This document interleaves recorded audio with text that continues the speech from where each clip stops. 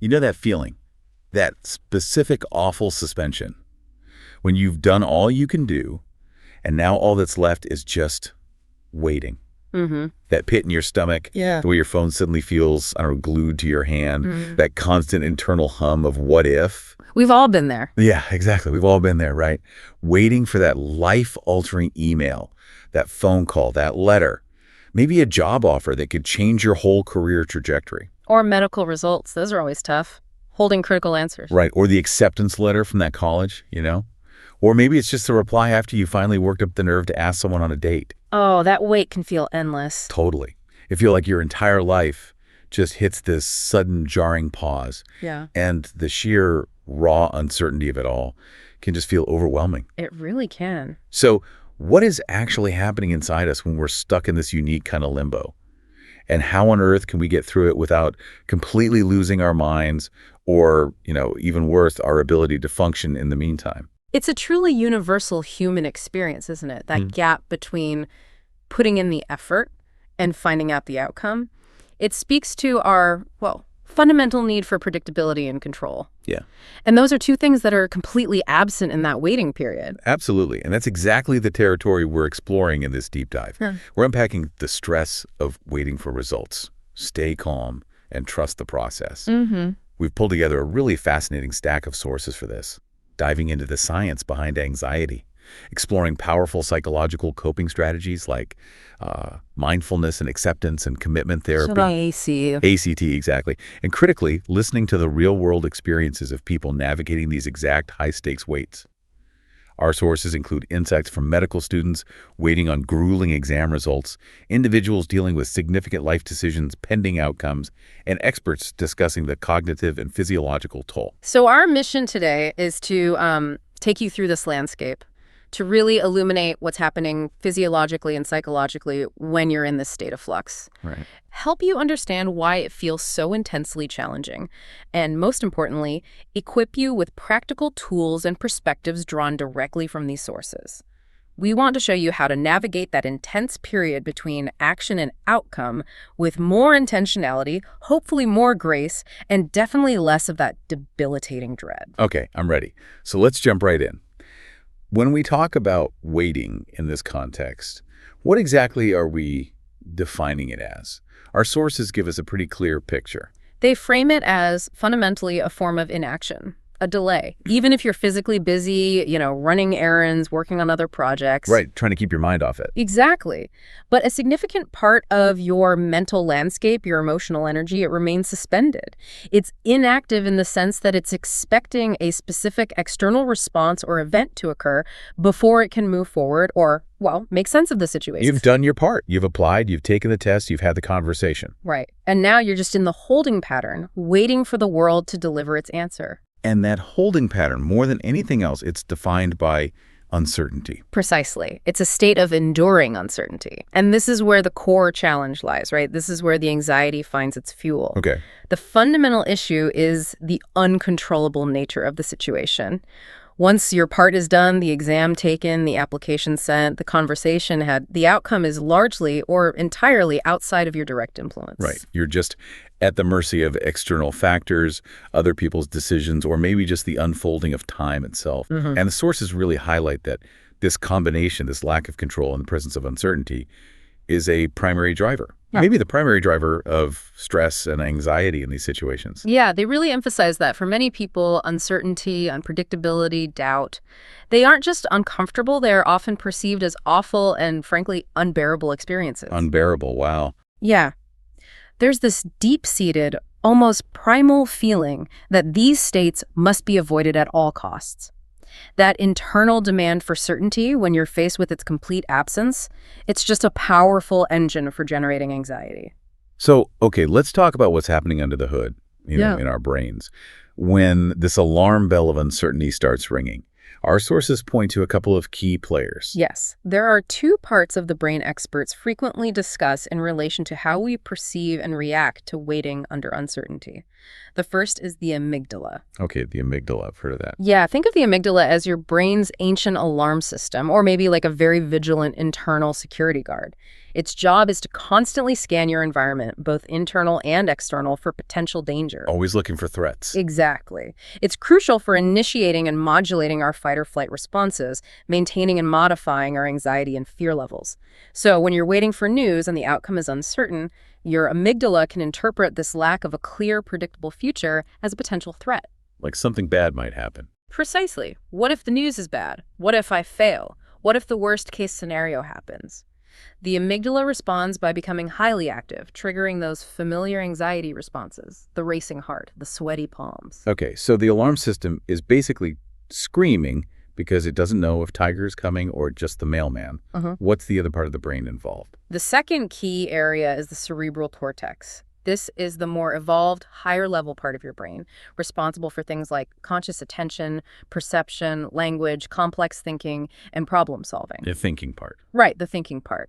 While the amygdala is sending out these generalized danger signals, the cerebral cortex is trying to make sense of the situation. It's processing the information. You do have perhaps memories of the exam, details of the interview, nuances of the conversation, but also, critically, the lack of definitive information. So it's working with incomplete data. Exactly. And this is the part that fuels the familiar cycle of overthinking, analyzing, and particularly rumination during the wait.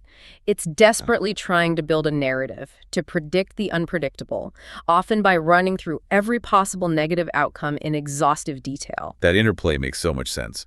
The primitive alarm is ringing, and the thinking brain is just spinning its wheels trying to calculate the risk, getting stuck in these loops. That's a good way to put it, stuck in loops. And we encounter this specific kind of stress in so many areas of life. Our sources list some classic examples. Oh yeah, very relatable situations. Waiting for a response after a job application or interview is a huge one. Definitely. College admissions letters for students, that agonizing period after bidding on a house. Oof, yes. Waiting on pregnancy test results, or very commonly addressed in the sources, medical test results. Even on something as personal as waiting for a text or call back after asking someone out on a date. Oh gosh, the dating waiting game. That's pure cortisol spike territory. Absolutely. Yeah. As highlighted in the sources, waiting for exam results, especially in demanding fields like medicine, where, years of effort hinge on a single score. Right. Or waiting for news on a significant business contract award. These aren't trivial moments. They're often junctions that can significantly alter the course of your life, which naturally amplifies the stakes and, well, the stress of the wait. So what is the actual tangible toll this kind of waiting anxiety takes on us? It sounds like it goes way beyond just feeling a bit antsy or impatient. It absolutely does. Our sources describe waiting on important news as genuinely hard, and it can feel profoundly lonely. Lonely, that's interesting. Why lonely? Well, this loneliness is often exacerbated because people might actively avoid telling others they're waiting, maybe for fear of worrying them, or maybe just to sidestep constant intrusive questions about updates. Right, any news yet? Do you hear back? Exactly. But this self-imposed silence can actually cut you off from vital potential support when you need it most. That makes so much sense. You feel isolated with your anxiety because you're trying not to bother anyone or maybe protect yourself from those questions. Precisely. And the emotional reactions themselves are intense and varied. There are feelings of intense anxiety, fear, dread. For some, this doesn't just appear the day before the news is due. It can start days or even weeks in advance. Wow. Yeah. The medical students in the sources waiting on these high-stakes exam results, they vividly describe the fear that they would simply forget everything they had studied during the exam itself just due to the pressure. Oh, that's awful. And those intense emotions, they inevitably manifest physically, right? They absolutely do. The physical symptoms reported across the sources are significant and can include things like a racing heart, excessive sweating, uncomfortable abdominal pain, loss of appetite, nausea, frequent urges to use the bathroom. The nervous stomach. Totally. Tension headaches and pronounced muscle tension, particularly in the shoulders and chest. One student specifically mentioned their shoulders and chest becoming so tight they struggled to even focus on studying in the days leading up to the results. Wow. These physical symptoms are often described as debilitating. They don't just feel bad, they actively impair your ability to concentrate and function normally. Debilitating is a word that really captures it. It's not just, I feel stressed. It's, my body is actively hindering me. Right. And then there's the pervasive impact on sleep. Sleep disturbance is highlighted as a very common and often one of the first and most noticeable symptoms of this waiting anxiety. Yeah, I can relate to that, staring at the ceiling at 3 a.m. Exactly. Many people report an inability to fall asleep or stay asleep, particularly in the days immediately preceding the expected news or exam. This leads to that compounding feeling of constant exhaustion, which in turn makes the anxiety even harder to manage. And sleep deprivation is its own form of torture, really. It truly is. And even after the waiting period is finally over and the news is out, the sources suggest the toll isn't necessarily finished. Oh, great. It lingers. It can, yeah. Our sources bring up the concept of persistent mental exhaustion and rumination. People can feel mentally burned out even after the results are known and the waiting is technically over. Huh. Simple tasks that would normally be easy can feel overwhelming. The medical students, for example, described post-exam rumination, where they would replay scenarios, dissect specific questions, and dwell on potential mistakes for days or weeks after walking out of the exam room. Still picking it apart. Still picking it apart. This highlights the prolonged nature of this anxiety. Its effects can linger well beyond the immediate waiting period itself. Wow, so the recovery takes time too. It sounds like anxiety in this context is overwhelmingly negative, but you touched on something earlier about it possibly being a motivator. Is there a dual nature to this feeling? This is where the sources offer a more nuanced perspective, and it gets really interesting. They explore the idea that for some individuals, that anxious energy isn't purely destructive. It can actually act as a source of motivation. How so? It can compel them to adopt more rigorous study habits, maybe double-check their applications more carefully, or prepare more thoroughly than they might otherwise. One medical student's experience captured this well. They felt intensely anxious before the exam, which drove their preparation. Okay. But they managed to calm down during the exam itself and ended up scoring well. This suggests the pre-exam anxiety served a kind of preparatory function without necessarily derailing their performance in the moment. So a little bit of productive fear, maybe, harnessed correctly. For some, yes. It seems possible. And when managed or channeled, the presence of anxiety during the task doesn't always correlate directly with performance outcomes. Some students in the sources reported feeling anxious during the exam, but scoring well anyway, suggesting they had perhaps unconscious coping mechanisms that kicked in once they were actually engaged in the task. But that's not a universal experience, is it? I mean, for others, it's surely harmful. Oh, absolutely. For a significant number of people, anxiety acts as a severe obstacle.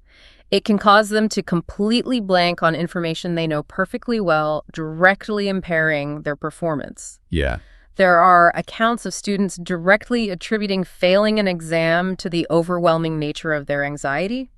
The key difference seems to be the intensity of the anxiety and, crucially, the individual's ability to manage it. So it's not just having anxiety, but how intense it gets and how you handle it in the moment that determines if it helps or hurts. Is that kind of the idea?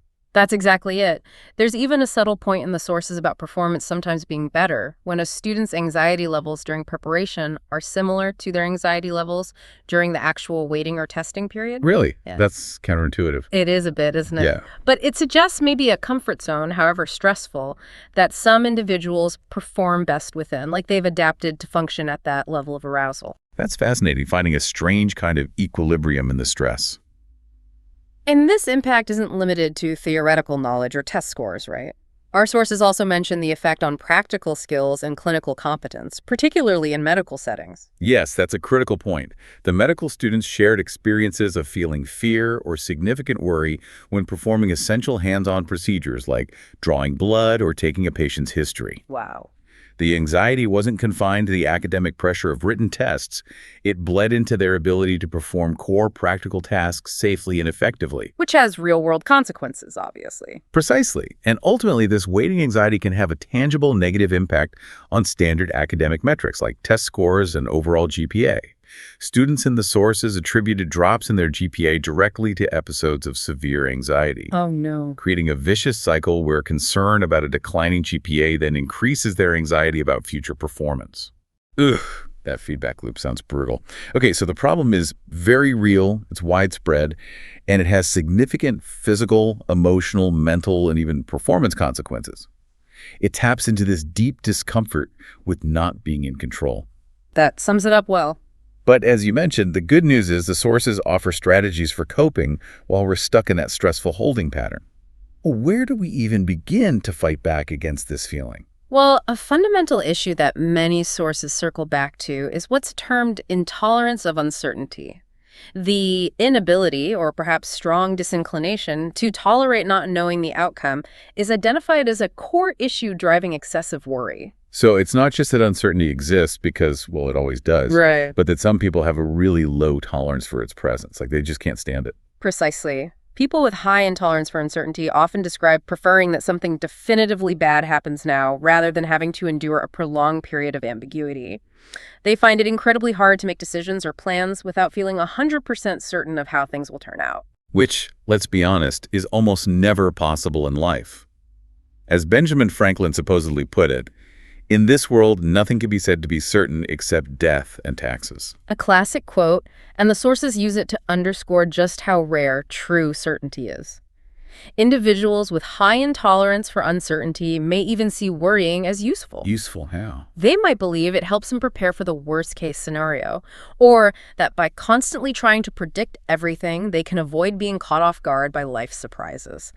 It provides a fake, albeit stressful, sense of control and certainty in the face of the unknown. But does it actually change the outcome? Does worrying help? It absolutely does not, and that's the critical illusion. Worrying doesn't alter what will happen. It only guarantees that you feel miserable and drained while you're waiting. So while it might feel like a protective strategy, it's really just adding suffering without changing the facts. Right. So the goal here isn't to magically eliminate uncertainty from life. That's impossible, as Mr. Franklin reminds us. Impossible, yeah. But to address this ingrained need for certainty. Exactly, to work on our relationship with uncertainty. Okay, so how do we start chipping away at that deep-seated need for everything to be certain when it feels so automatic? Our sources suggest one approach is to actively challenge your intolerance of uncertainty. This uses questioning techniques, similar to how you'd challenge any unhelpful thought pattern that's causing you distress. Okay. You dissect the demand for certainty by asking yourself, can you ever be absolutely 100% certain about anything in life beyond those two famous certainties? Probably not. Right. What are the genuine advantages and disadvantages of requiring certainty before you can function or feel okay? Honestly, how has needing certainty actually helped you in the past? And how has it hindered you? So you're kind of putting the demand for certainty on trial, interrogating it. Exactly. You also ask yourself, do you tend to automatically predict bad outcomes just because you are uncertain? Is that actually a reasonable assumption? Could good or neutral outcomes be just as likely or even more likely? Good point. We often jump to the worst. We do. What is the actual statistically likely chance of your most feared prediction happening? And if the likelihood is low, could you find a way to live with that small chance? That really forces you to inject some realism into the anxiety spiral. Yes. And importantly, think about areas in your life where you can tolerate uncertainty. Maybe driving a car or investing money or even just planning a weekend trip. How do you manage the uncertainty there? What strategies do you use? Huh. Yeah, I guess I do tolerate it sometimes without thinking about it. Right. Can you apply those same skills or perspectives to this situation? How do other people you admire or know seem to cope with uncertainty? Can you learn from their approach? This whole process aims to dismantle the belief that eliminating uncertainty is possible or helpful or even desirable. Challenging sounds very active, very cognitive. What about the idea of accepting uncertainty? That feels like a different energy somehow. It is. Acceptance is often much easier to talk about than to do, as they say. But it's a powerful approach that focuses on letting go of the struggle rather than actively challenging the thoughts. It involves a conscious shift from that future-focused, worrying mindset to bringing your attention back to being present-focused. How do you actually put that into practice when your mind is racing a mile a minute? Our sources offer a structured approach to acceptance, often rooted in mindfulness principles. First step. Be aware. Just notice when that familiar feeling of needing certainty arises and the urge to worry kicks in. Okay, awareness first. Become aware of the specific thoughts. This is unbearable. I can't handle not knowing. The physical feelings, agitated, restless, that gut clench, and the automatic behaviors, checking email constantly, seeking reassurance. So just observing the internal experience without immediately reacting. Exactly. That leads to the next step. Don't respond. This is crucial. You observe those feelings and needs without immediately acting on them or fueling them. You acknowledge the presence of the need for certainty without getting pulled into the worry cycle. How do you do that? The sources suggest trying a simple, non-judgmental phrase internally, like, there's the need for certainty again, or it's interesting to notice this urge to worry. Interesting. Giving it a label and maybe a little bit of space. Yes, creating that tiny bit of distance. Then the third step, let go. This is the active choice to release the demand for certainty and consciously accept that uncertainty is simply a fundamental part of life. Easier said than done. Absolutely. But you can use a mental image, like visualizing the need or the thoughts floating away on clouds or leaves drifting down a stream. Or simply use a phrase with your breath, maybe thinking let go or accept as you exhale. Visualizing always helps me. Makes the abstract feeling a little more concrete somehow. It can be a powerful tool. Following that, step 4. Be present-focused. Gently bring your attention back to the current moment, using your senses or your body. Focus on the physical sensation of your breath moving in and out. Notice the feeling of your feet on the ground, the chair beneath you, the sights and sounds around you. Fully engage with something simple, like the temperature of the air on your skin or the texture of your clothes. This anchors you firmly in the now, away from the hypothetical future you're worrying about. Like really grounding yourself in the physical reality of this moment, not the what-if moment. Precisely. And the final step, because your mind will wander, that's what minds do, Always. is deal with a wandering mind. When you notice your thoughts inevitably drift back to needing certainty or worrying about the future, gently notice it without judgment. Don't criticize yourself. Just observe, perhaps thinking, my mind has wandered back to that concern. And then gently, patiently redirect your attention back to your chosen present moment focus, whether that's your breath, your body, or your environment. That sounds like a muscle you really have to build through practice. It's not a one-time fix. It absolutely is. Acceptance and challenging intolerance are different pathways, but they're complementary, and both require consistent practice to become truly effective tools. It takes time and repetition. So beyond working directly on our relationship with uncertainty itself, what else can we do when we're in this state of anxious waiting? Are there more active strategies? Yes, a crucial strategy discussed is to focus intently on what you can control.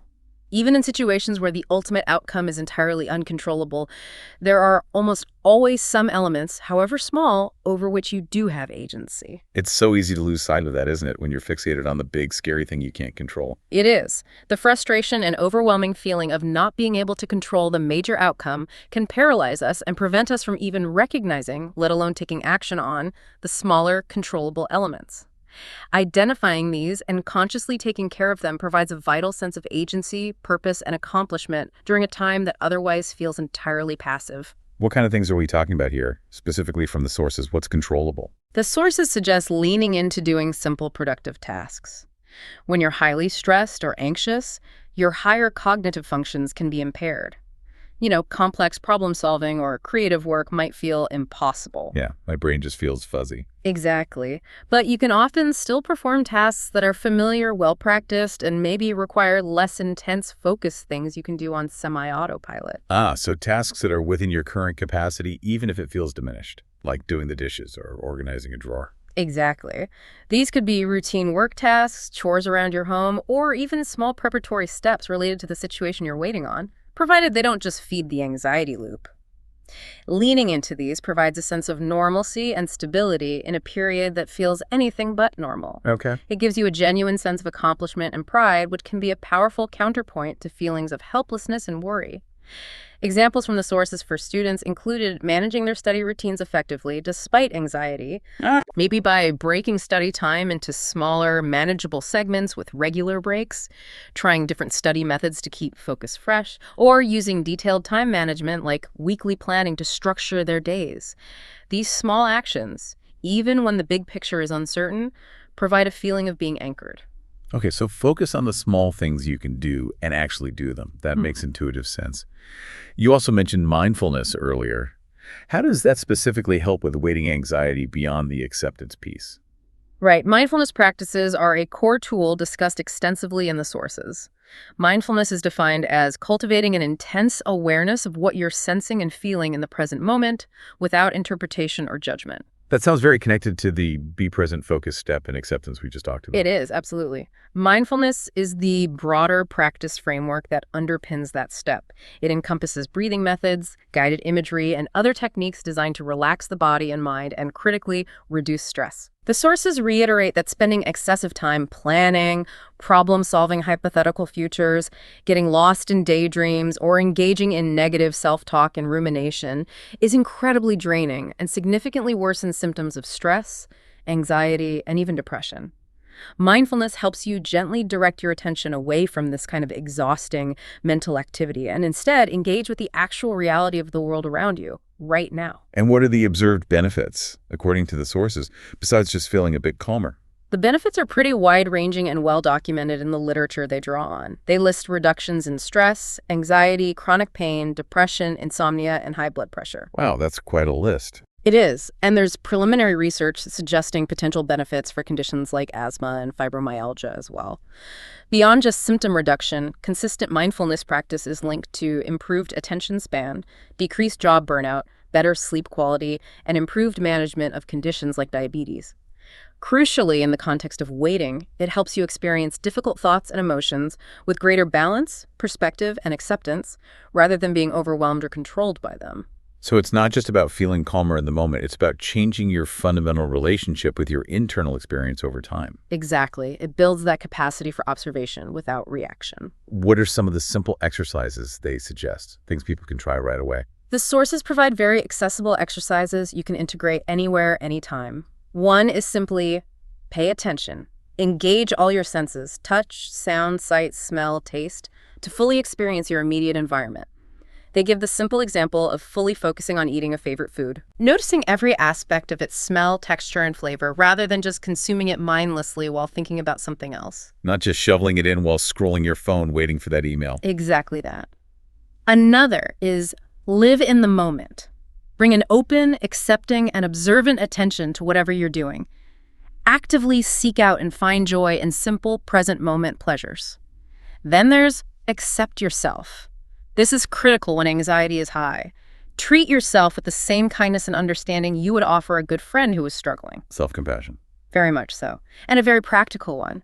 Focus on your breathing. When you notice negative thoughts or anxiety spiking, simply sit down, close your eyes if possible, and focus entirely on the physical sensation of your breath moving in and out.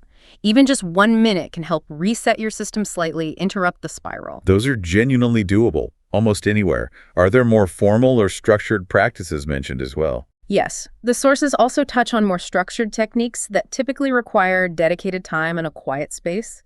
Things like body scan meditation. Lying down, systematically bringing your attention to different parts of your body, noticing sensations, emotions, or thoughts that arise in those areas without judgment. Sitting meditation.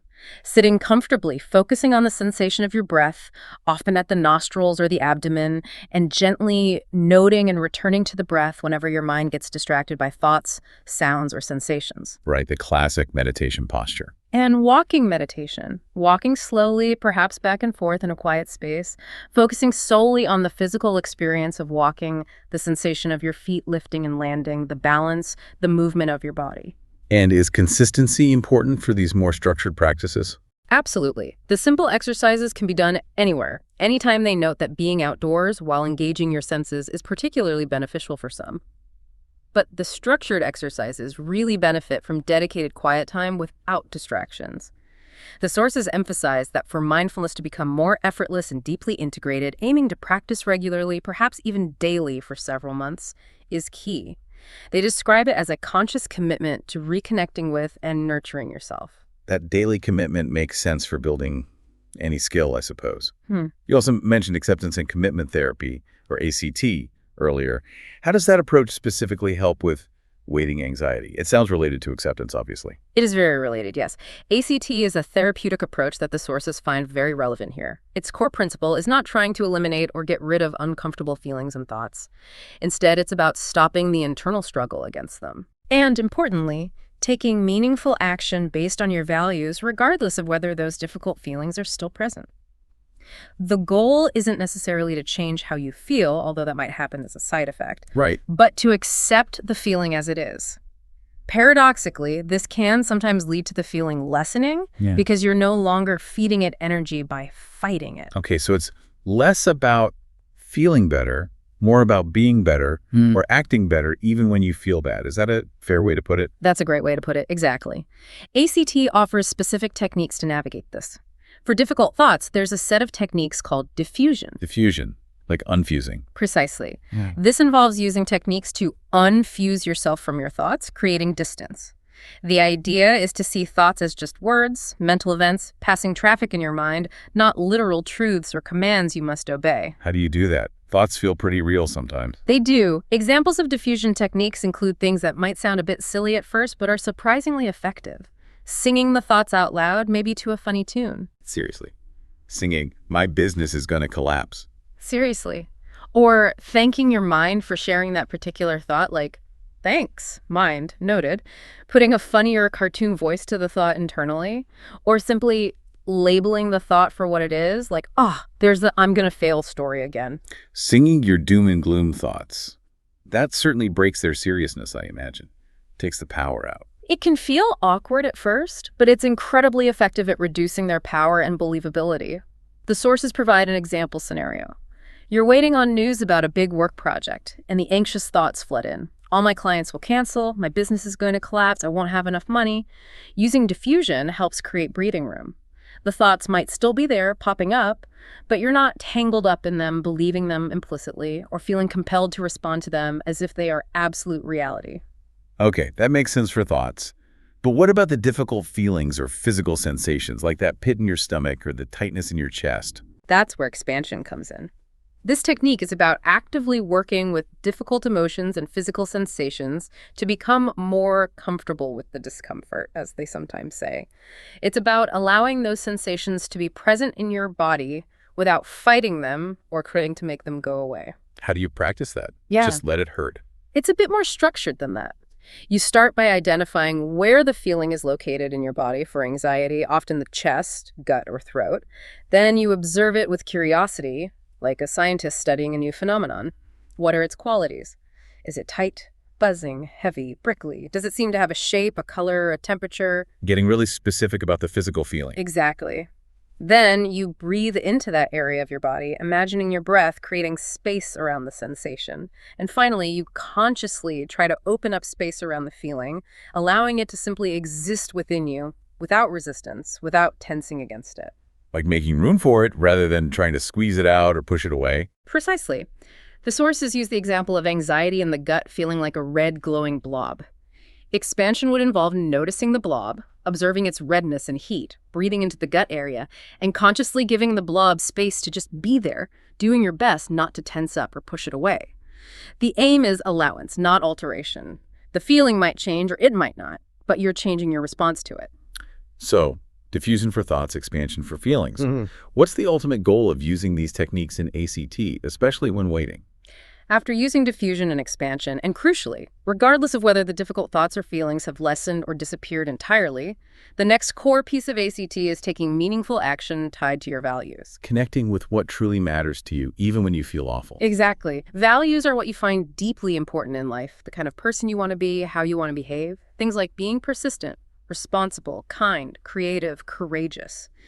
Action that is aligned with these values provides a profound sense of accomplishment, purpose, and vitality, even when difficult feelings are intensely present.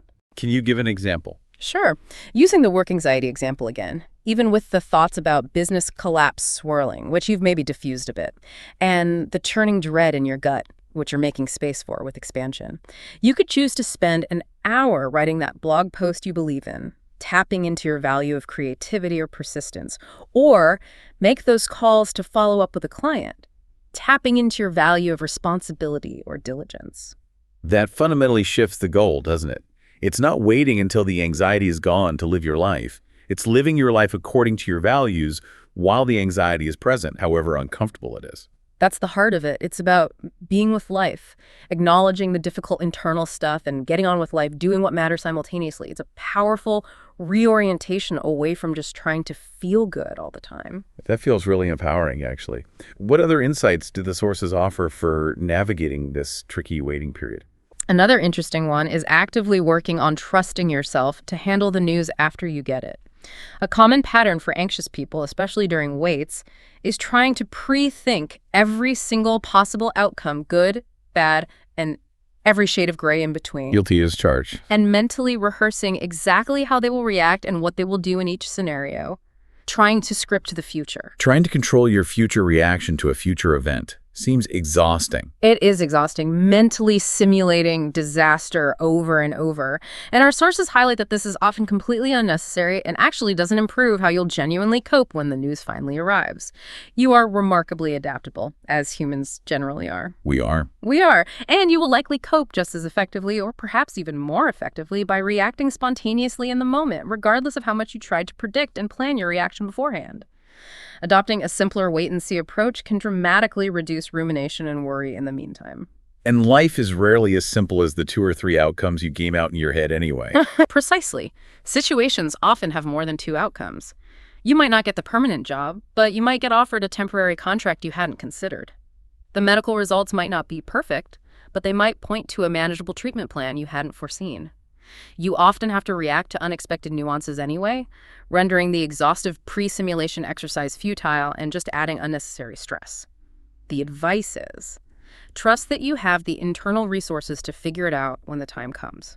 That's a huge relief to hear. Permission to not solve every possible future problem right now. Not at all. Yeah. You'll meet the challenge when it arrives. Another critical strategy mentioned repeatedly is practicing compassionate self-talk. Basically, being kind to yourself about the experience of waiting anxiety. What does that actually sound like internally? How do you talk to yourself compassionately? It means acknowledging how incredibly difficult it feels to have something this important happening personally, something that feels all-consuming, while the rest of the world seems to be just carrying on normally. It's acknowledging how intensely uncomfortable it feels to be anxious, and how genuinely hard it is to focus, concentrate, or sleep when you're in that state. Right. Talking to yourself compassionately means that even if you still struggle with focus or sleep, you don't heap on top of that difficulty by getting angry or frustrated at yourself for struggling. So instead of thinking, why am I so useless? I can't even focus. Yeah. It's more like, okay, this anxiety is really intense right now. And yeah, it's making it hard to concentrate. That's understandable. This is a tough wait. Be gentle. Exactly that. You offer yourself the same patience, understanding, and empathy you would freely give to a close friend going through the exact same thing. We're often much harder on ourselves. So true. The sources also strongly emphasize the importance of seeking support. As we touched on earlier, waiting can feel profoundly lonely. Sometimes the impulse is to hide your struggle, maybe not wanting to worry your loved ones or deal with repetitive questions like any news. But this cuts you off from crucial social and professional support systems. Yeah, isolation just amplifies the anxiety, makes it feel bigger. It really does. An interesting suggestion offered in one source is to consider telling someone you know, perhaps, less well than your absolute nearest and dearest. Really? Why? You might find you get a surprising amount of empathy and support, sometimes even more understanding than from well-meaning close family who might ask too many intrusive questions or try too hard to fix it.